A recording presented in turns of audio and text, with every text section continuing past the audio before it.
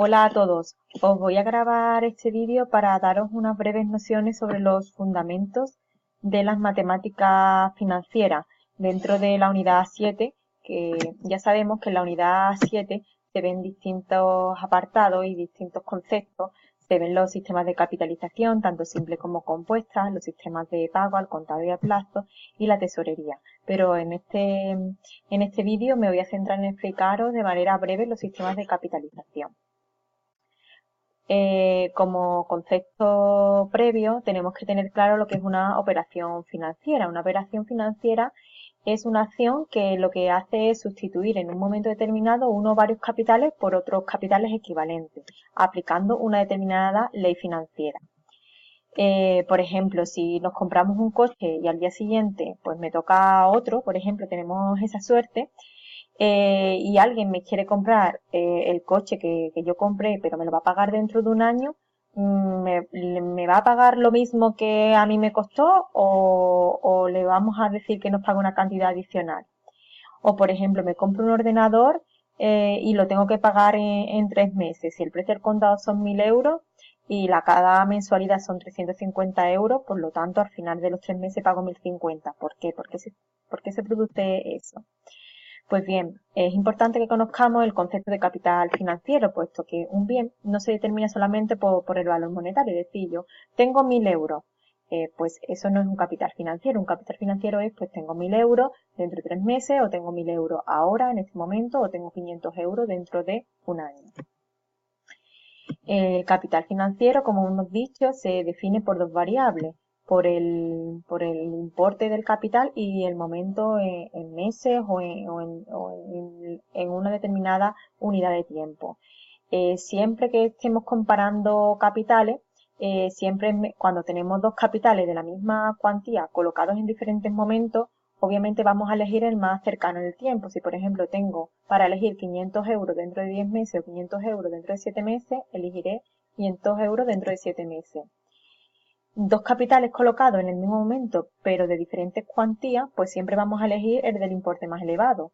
Por ejemplo, voy a elegir un capital de 500 euros dentro de 10 meses antes que un capital de 200 euros dentro de 10 meses. Si los capitales y los momentos temporales son diferentes, ¿cómo voy a elegir? ¿Cómo sé qué es mejor desde el punto de vista financiero? Bueno, pues para eso entran en juego las leyes financieras.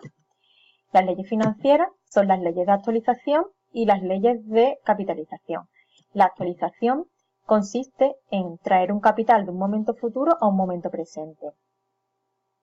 La capitalización es llevar un capital desde un momento presente a un momento futuro, y pues, para hacer esos movimientos de capitales podemos utilizar la ley de capitalización simple o compuesta. ¿En qué consiste la capitalización simple? Bueno, pues lo primero que tenemos que tener claro es que el interés simple es no productivo, es decir, los intereses no se acumulan al capital para producir nuevos intereses, de tal manera que en cada periodo el interés que se produce es el resultado de multiplicar el capital por el tanto del tipo de interés. Y este tipo de ley financiera se utiliza para las operaciones a corto plazo, que son de menos de un año.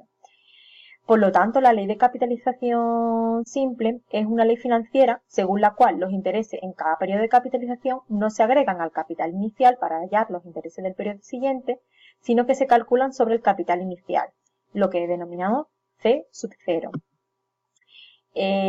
Como habréis visto en el tema, la fórmula general de capitalización simple es que el capital final, C sub n, es igual a C sub 0, capital inicial, por 1 más n por i. N es la duración y el i es el tipo de interés. Lo que se hace al multiplicar el capital inicial por ese factor de capitalización simple, que es lo que os sombreo ahí en negrita, es trasladar un capital desde el momento 0 al momento n, obteniendo capitales equivalentes en momentos distintos. Eso es lo que significa. Por su parte, la capitalización compuesta,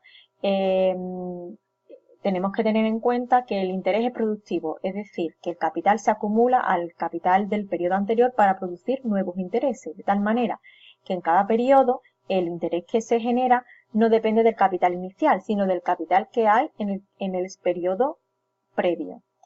Y este régimen es el que se utiliza en la práctica bancaria y es el propio que se utiliza en las operaciones a largo plazo, de más de un año. Por lo tanto, la ley de capitalización compuesta es aquella ley financiera según la cual los intereses que se producen por un capital en un periodo se agregan al capital para calcular los intereses del periodo siguiente y así sucesivamente hasta el momento en que termina la operación financiera. La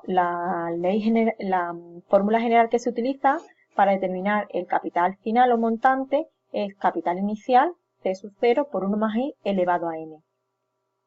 Este factor de capitalización, eso que os pongo en negrita, es lo que hace trasladar los capitales de un momento a otro. ¿Qué diferencia hay entre la capitalización simple y la capitalización compuesta? Pues veamos un ejemplo.